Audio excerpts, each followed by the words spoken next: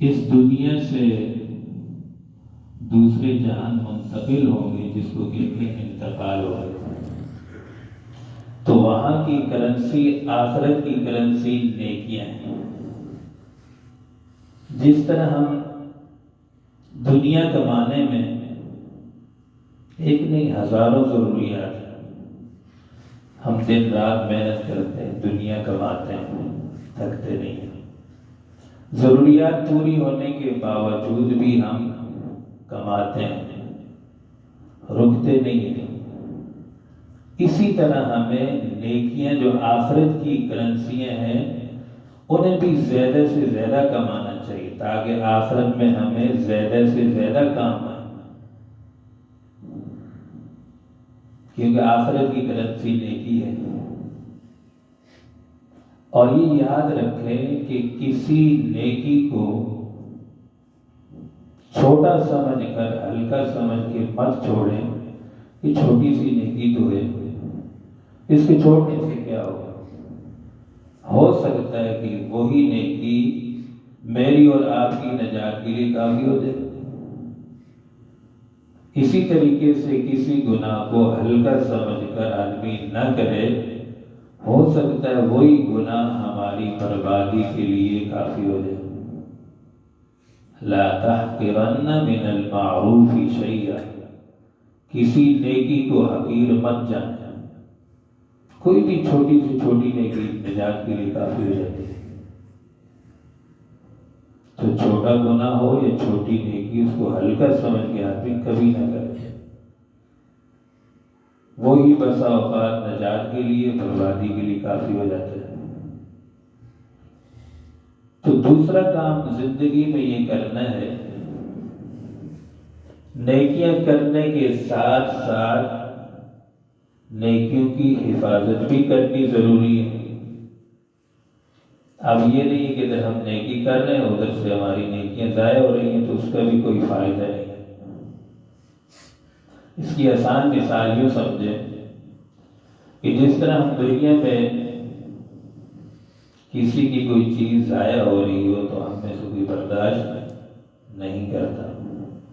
Bag پہ، گاڑی پہ اگر کوئی آدمی چینی یا آٹا لے کے جا رہا ہے تو بوری لیک ہو، پیچھے سے فوراً دوسرا آواز دیتا ہے کہ بھائی آپ کی چینی گر رہی ہے، دال گر رہی ہے، اس کو آپ سنبھال لیں۔ اسی طرح اگر ایک ٹینکی ہو، پانی موٹر چل رہی ہے، اوپر جا رہا ہے، لیکن نیچے سے ٹینکی لیک ہے، ٹوٹیاں کھلی ہوئی ہیں، تو بتائیے وہ ٹینکی کبھی بھرے گی؟ نہیں۔ ٹینکی لیک ہے، جب تک اس کی نل بند نہیں کریں گے، لیکیج بند نہیں کریں گے تو وہ پانی اسٹاک نہیں ہوگا۔ اسی طریقے سے ہم نیکیاں کریں لیکن اس کی ساتھ ساتھ حفاظت بھی کریں کہ ہماری نیکیاں ضائع نہ ہوں۔ اب ایسے بہت سارے اعمال ہیں جن کی وجہ سے نیکیاں ضائع ہو جاتی ہیں، تباہ ہو جاتی ہیں۔ آج کی مجلس میں 6 اعمال ذکر کر کے بات ختم کروں گا، ہیں تو بہت سارے اعمال، لیکن ان میں سے 6 اعمال ذکر کر کے اپنی بات کو سمیٹوں گا۔ سب سے پہلی چیز ہے جو نیکیوں کو ضائع کر دیتی ہے، سب سے پہلا کیا ہے؟ عقیدہ انسان کا۔ اگر انسان کا عقیدہ خراب ہو تو جتنے بھی اعمال ہیں ضائع ہو جاتے ہیں۔ عقیدے میں کیا ہے؟ جس طرح شرک ہے، رسم و رواج ہے، بدعات ہے، یہ چیزیں انسان کے اعمال کو تباہ کر دیتی ہیں، ضائع کر دیتی ہیں۔ اب ہمارا عقیدہ ہے قرآن و سنت کے روح سے کہ اس کائنات میں اور آپ، پوری کائنات کے انسان اپنی مرضی سے نہیں ہے، اللہ کی مرضی سے ہے، اور پوری کائنات میں جتنے بھی انسان دنیا میں آ رہے ہیں یا جا رہے ہیں، یا پوری کائنات میں جتنا بھی نظام چل رہا ہے صرف اللہ کی قدرت اور اختیار سے چل رہا ہے۔ اللہ تعالیٰ نے اپنے پیارے محبوب صلی اللہ علیہ وسلم کو خطاب فرمایا لَإِنْ أَشْرَكْتَ لَيَحْبَطَنَّ عَمَلُكَ وَلَتَكُونَنَّ مِنَ الْخَاسِرِينَ۔ اے محبوب صلی اللہ علیہ وسلم، اگر آپ بھی کوئی شرک کریں گے تو ایسا نہ ہو کہ آپ کے اعمال ضائع ہو جائیں۔ حالانکہ حضور صلی اللہ علیہ وسلم کہاں شرک معصوم جن کی وجہ سے پوری کائنات بنی، یہ در حقیقت ہمیں خطاب ہے اور ہمیں سبق دیا جائے کہ اللہ کی ذات میں کسی کو شریک مت کر۔ سارے گناہوں کی معافی ہے، شرک کی کوئی معافی نہیں۔ جیسے بعض لوگ اپنے عقیدہ رکھتے ہیں کہ فلانا ولی فلانا دربار، اس میں چلو وہ خدا تو نہیں ہے، نعوذ باللہ، خدا سے کم بھی تو نہیں، مطلب تھوڑے بہت اختیار تو رکھتے ہیں۔ ارے یار یہ بات بتاؤ، آج پوری کائنات کے سائنسدان ٹیکنالوجی مل جائے، خدا کی قسم مکھی تو دور کی بات ہے، مکھی کا پر نہیں بنا سکتا۔ اللہ تعالیٰ خود مخاطب فرماتے ہیں یا ایھا الناس ضرب مثل فاستمعوا له ان الذين تدعون من دون اللہ۔ اللہ تعالیٰ مخاطب ہوتے ہیں باطل معبودان سے کہ بتاؤ جن کو تم اللہ کے سوا پکارتے ہو ان سے اتنا تو پوچھو، اتنا تو مطالبہ کرو کہ تم ایک مکھی تو بنا کے دکھاؤ۔ لن يخلقوا ذبابا، مکھی نہیں بنا سکے گا۔ ضعف الطالب والمطلوب ما قدر اللہ حق قدر۔ تو پہلی جو چیز ہے اعمال کو ضائع کرنے والی وہ باطل عقیدہ ہے، شرک والا عقیدہ ہے، اس سے اعمال کیا ہو جاتے ہیں؟ ضائع ہو جاتے ہیں۔ دوسری چیز جو اعمال کو ضائع کر دیتی ہے، تباہ کر دیتی ہے، وہ ہے دربار رسالت میں گستاخی کرنا۔ چاہے وہ گستاخی نبی کی زندگی میں حیات میں ہو یا نبی کے دنیا سے جانے کے بعد ہو یا پھر کسی بھی پیغمبر کی شان میں گستاخی ہو۔ ایسا آدمی جو گستاخی کسی بھی نبی کی شان میں کرے وہ دائرہ اسلام سے خارج ہو جاتا ہے۔ قرآن میں صحابہ کو اللہ نے خطاب فرمایا نا یا ایھا الذین آمنوا لا ترفعوا اصواتکم فوق صوت النبی ولا تجهروا له بالقول كجهر بعضكم لبعض ان تحبط اعمالكم وانتم له تشعرون۔ صحابہ سے فرمائے کہ اپنی آواز کو نبی کی آواز سے اونچا مت کریں، اور آج بھی یہ مسجد نبوی میں چلے جائیں، لاکھوں کا کروڑوں کا مجمع ہوتا ہے، مجال ہے کہ کوئی آواز بلند کر سکے؟ بیت اللہ میں جائیں، با آواز سے بلند نماز پڑھائی جاتی ہے اور امام بڑی اچھی اچھی قرات کر رہا ہوتا ہے، جھوم جھوم کے پڑھو، سامنے بیت اللہ ہو، ہے کیا نظارے ہوں گے، بیت اللہ سامنے، امام سامنے کھڑا ہو کے اللہ کا کلام پڑھ رہا ہوگا، اس کی کیفیات ہی الگ ہوتی ہے۔ اور پھر مسجد نبوی میں جو امام نماز پڑھاتا ہے وہ دھیمی آواز میں آہستہ آہستہ کہ نبی کی آواز سے ہماری آواز بلند نہ ہو۔ اب بھی یہ ادب وہاں موجود ہے، اور پورے شہر مدینہ میں جتنا بھی عمرہ کرنے والے جاتے ہیں، پورے شہر مدینہ میں ادب کا یہ عالم ہوتا ہے کہ با آواز بلند بات بھی نہیں کرتے۔ با آواز بلند اب بھی بات ظاہر سی بات ہے بھائی، ہماری اگر باتیں ہم شہر مدینہ میں کہیں بھی بیٹھے، ہماری اگر آواز اونچی ہو گئی تو ہماری کی آواز نبی کی آواز سے زیادہ بلند نہ ہو جائے۔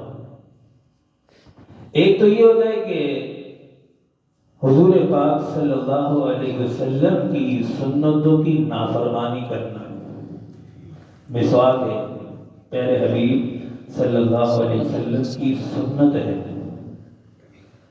اب آپ مسواک کر کے نماز پڑھیں تو کتنے درجے زیادہ ثواب ہے۔ اور ایک فائدہ، 70 فائدے علماء نے لکھے، ایک فائدہ یہ ہے کہ مرتے وقت اس آدمی کو کلمہ نصیب ہو۔ حدیث پاک میں آتا ہے آخر کلامہ لا الہ الا اللہ دخل الجنہ، جس کا آخری وقت مرتے وقت کلمہ جس کے منہ پہ جاری ہوگا دخل الجنہ، ڈائریکٹ جنت میں بسے۔ عیش کرو۔ آج دیکھو نا دنیا میں آنے والے کتنے لوگ ہیں، ہزاروں لوگ پیدائش ہو رہی ہے، بچے آ رہے ہیں، اور دنیا سے جانے والے بھی بے شمار ہیں۔ یہ تحقیق کرنے والے نے تحقیق کی کہ جو زمین کے اوپر لوگ ہیں وہ زیادہ ہیں یا زیر زمین زیادہ ہیں، تو تحقیق سے پتہ چلا کہ زیر زمین آبادی زیادہ ہے۔ ہزاروں دنیا اس زمین کے نیچے ہے، کئی پیغمبر بھی ہیں، کئی صحابہ، کئی اولیاء، اتقیاء، کئی محدث مفسر زیر زمین آباد ہیں،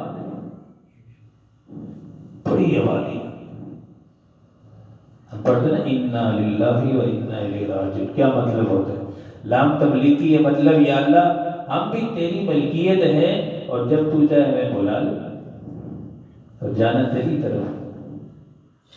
تو دوسری چیز کیا ہے؟ دربار رسالت میں گستاخی سے بھی اعمال ضائع تو ہوتے ہی ہوتے، جو گستاخی کرے نا، جیسے اللہ تعالیٰ نے فرمایا نا کہ آپس میں پکارتے نا دوسرے یا عبد مناف یا اشارت، تو اللہ نے فرمایا کہ نبی کو ایسے نہیں پکارنا، یا محمد نہیں کہہ سکتے، یا نوح یا یوسف نہیں کہہ سکتے، یہ بھی بے ادبی ہے۔ ایک تو یہ کہ نبی کی سنت داڑھی ہے، اب نہ رکھیں، گناہ ہے، نافرمانی ہے، لیکن ان چیزوں کا اگر آپ نے مذاق اڑایا تو توحید کی دائرہ اسلام سے خارج ہے۔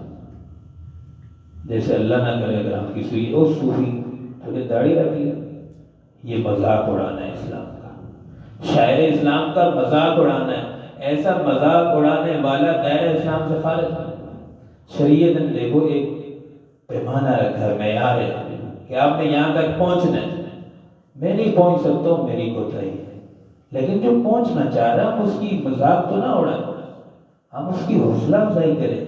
ماشاءاللہ بہت پیارے لگ رہے ہیں آپ، اس کی حوصلہ افزائی کریں، اسے داد دیں، ٹھیک ہے میں مانتا ہوں میری کوتاہی ہے، میں مجلس میں نہیں آ سکتا، میری کوتاہی ہے، لیکن اس کا مطلب تو یہ کہ میں اوروں کو دعوت نہ دوں، میں داڑھی نہیں سجا سکتا چہرے پہ، میری کوتاہی ہے، لیکن مذاق اڑانا یہ کفر ہے۔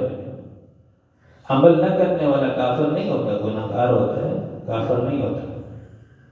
تو دوسری جو چیز ہے آپ صلی اللہ علیہ وسلم کی بے ادبی، گستاخی کرنے والا، اس کے اعمال بھی ضائع ہو جاتے ہیں، برباد ہو جاتے ہیں۔ تو اس لیے نیکیاں کرنے کے ساتھ ہم نیکیوں کی حفاظت بھی کریں۔ تیسری چیز ہے جن سے اعمال تباہ و برباد ضائع ہو جاتے ہیں، بات کو میں مختصر کر رہا ہوں۔ تیسری چیز اعمال کو ضائع کرنے والی کیا ہے؟ شریعت نے جس چیز کا حکم دیا ہم اس کو کریں، جس چیز سے منع کیا ہم اس سے رک جائیں، اور اگر شریعت کا کوئی حکم ہمیں ناگوار لگتا ہے، ناپسندیدہ آتا ہے، ہماری طبیعت پر بھاری گزرتا ہے، پھر ہم اگر اس کے لیے مقابلہ کرتے ہیں، جس طرح قریب میں نعرہ چلا تھا نا، غلیظ نعرہ، میرا جسم میری مرضی، یہ نعرہ قرآن و حدیث سے ٹکرا رہا ہے، اللہ کی ذات سے ٹکرا رہا ہے، اللہ کی ذات میں توہین ہوئی۔ اللہ کے قرآن کا حکم کیا ہے؟ ما آتاکم الرسول فخذوہ، جو اللہ اور اس کا رسول تمہیں دے، حکم دے، فخذوہ لے لو، عمل کرو، وما نہاکم عنہ فانتہوا، جس چیز سے اللہ اور اس کا رسول تمہیں منع کر رہا ہے رک جاؤ۔ اب میرا جسم اگر تیرا جسم ہے تو بتا، تو جب روح نکل جاتی تو اپنی روح کو روک لے، کیوں نہ روک سکتے؟ یہ جسم ہمارا نہیں ہے، ہم امین ہیں، یہ امانت ہے، اس امانت کو ہم اپنے رب کے حوالے واپس کریں گے۔ جیسے کہتے ہیں نا فلاں کے انتقال ہو، بس اللہ کی امانت تھی، اللہ نے واپس لے لی۔ تو میرا جسم میری مرضی، یہ نعرہ غلط، قرآن و حدیث کے منافی ہے۔ اسی طریقے سے اگر آدمی، اب اللہ کی مرضی ہے، شان ہے، تقسیم ہے، اللہ نے کسی کو بیٹا دے دیا، کسی کو بیٹی دے دی، اب بیٹی دینے پر اگر منہ بناتا ہے اور اعتراض کرتا ہے کہ بیٹی اللہ نے کیوں دی، بیٹا کیوں دی، اللہ کی مرضی، تو یہ کیا ہے؟ ذالک بأنہم کرہوا ما انزل اللہ فاحبط اعمالہم، اللہ تعالیٰ کے حکم کو، امر کو اس نے ناپسند کیا، فاحبط اعمالہم، اس کے اعمال بھی ضائع ہو گئے۔ اب مطلب ہمارے جو بھی اللہ بیٹی دے بیٹا دے، ہمیں اس پر خوش ہونا چاہیے، راضی ہونا چاہیے، جو اللہ نے دیا وہ میرے لیے بہتر ہے، ہم تو نہیں جانتے۔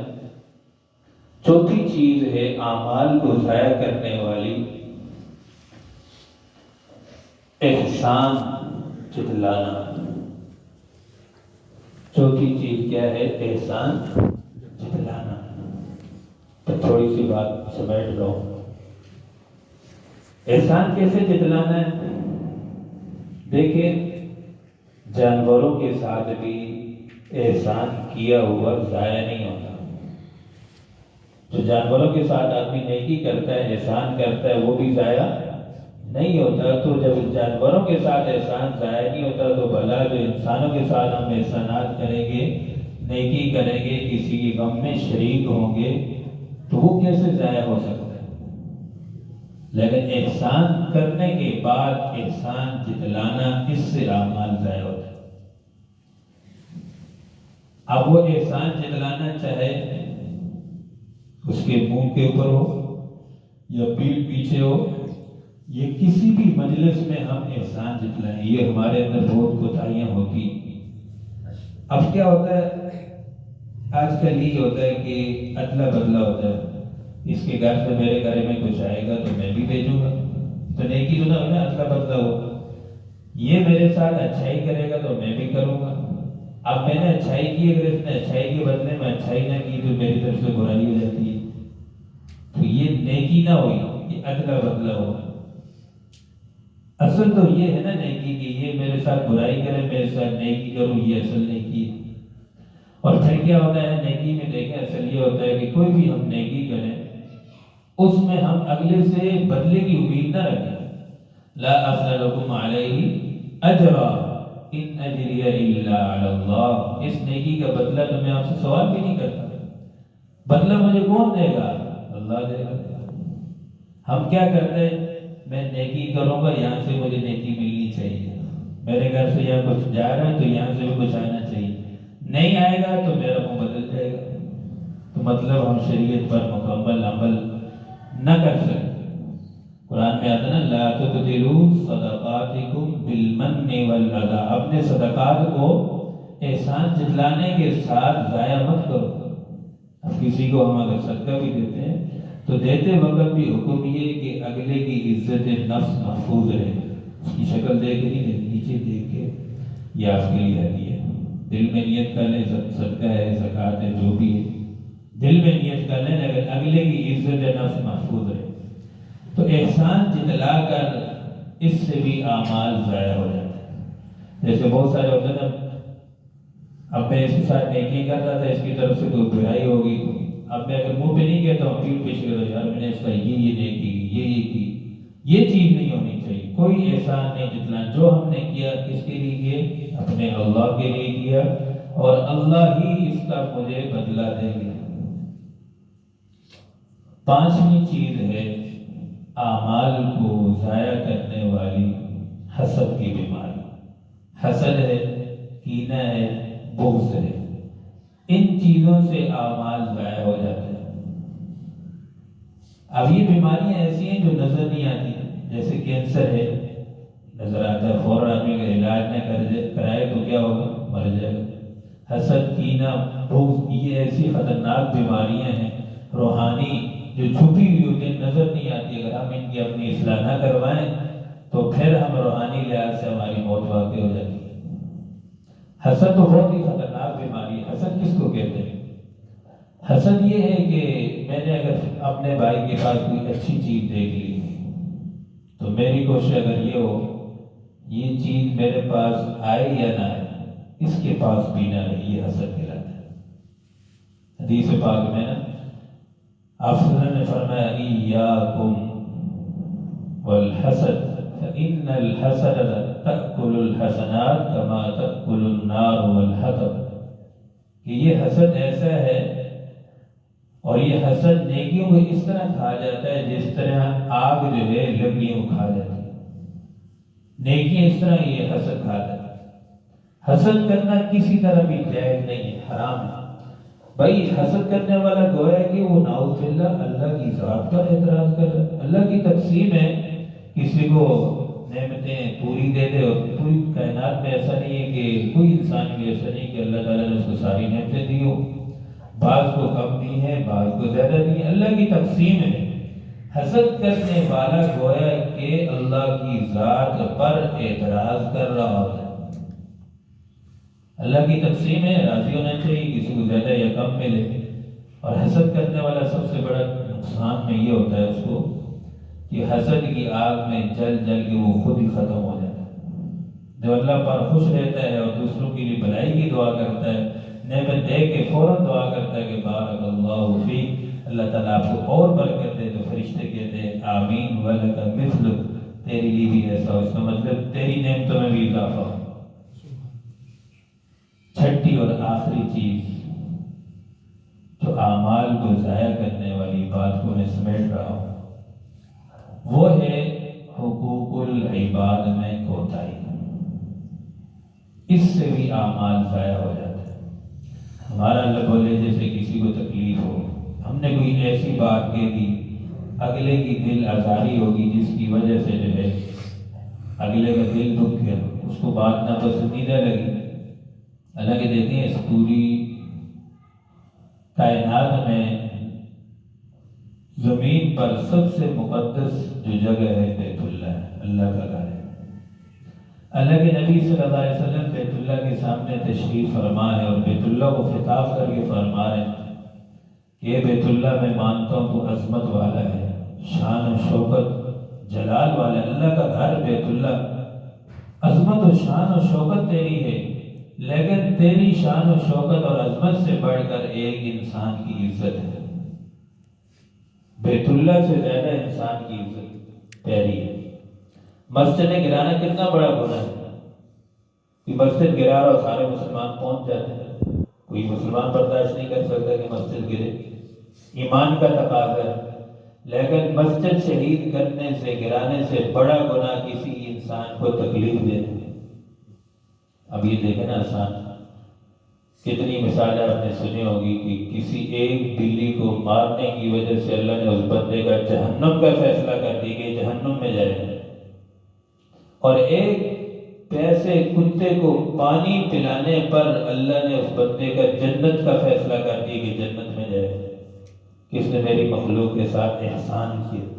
اب بتاؤ، جہاں جانوروں کا یہ اللہ نے اتنا وہ کیا کہ ان کے ساتھ نیکی کرو گے، احسان کرو گے تو اس کا بدلہ جنت جہنم دونوں ہو سکتا ہے، تو انسانوں کے ساتھ اگر ہم نیکی کریں گے تو اس کا کتنا بڑا مقام ہوگا۔ ایک صحابی نے آپ صلی اللہ علیہ وسلم سے پوچھا، یا رسول اللہ مفلس کون ہے، غریب کون ہے؟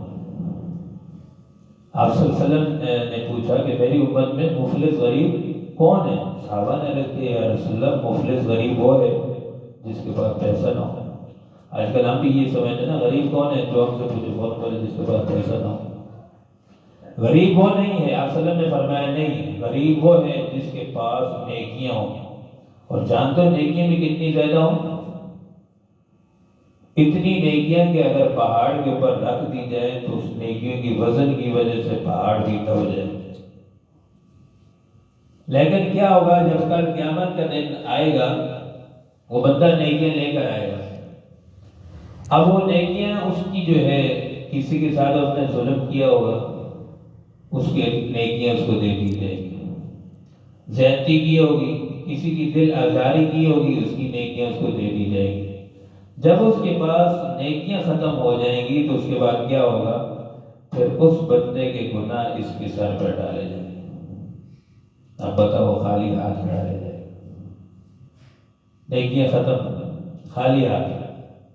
تو اس لیے حقوق العباد میں کمی کوتاہی سے بھی اعمال انسان کے ضائع ہو جاتے ہیں۔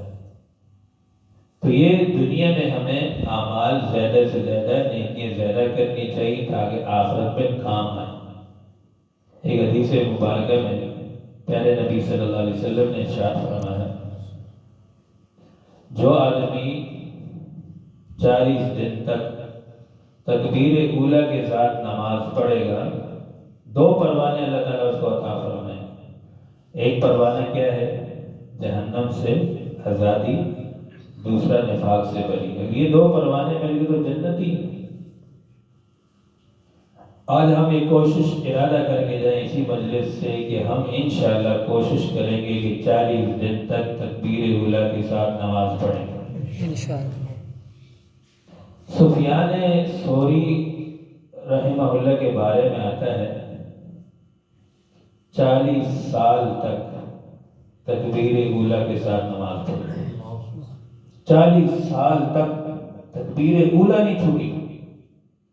امام اعظم ابو حنیفہ رحمہ اللہ کے متعلق آتا ہے، ان کا بھی زندگی کا یہ معمول تھا کہ پوری زندگی اذان ہوتے ہی فوراً مسجد میں سب سے پہلے جاتے تھے، اور آخر میں نکلنے والے امام اعظم ابو حنیفہ رحمہ اللہ ہوتے تھے۔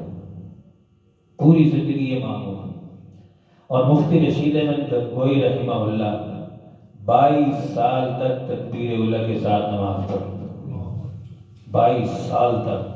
22 سال کے بعد تکبیر اولا فوت ہو گئی، حضرت بے ہوش ہو کے گر گئے، کیونکہ ان کو پتا تھا کہ آخرت کی یہ کرنسیاں اور یہی کام آنے والی ہیں، اور یہ جتنی ہے یہاں دنیا میں سمیٹ لو، اس کی قدر کر لو۔ حجاج بن یوسف جو ظالم بادشاہ تھا، وہ دن میں 15 سپارے تلاوت کرتا تھا۔ ظالم تھا لیکن تلاوت دیکھو 15 سپارے۔ تو اس لیے میرے دوستو، آج کی یہ مجلس ہمیں یہ دعوت دے رہی ہے کہ ہم آخرت کی تیاری کریں۔ یہ مجلسیں اس لیے منعقد کی جاتی ہیں تاکہ ہمارے دل کے اندر آخرت کی تیاری کی فکر پیدا ہو جائے۔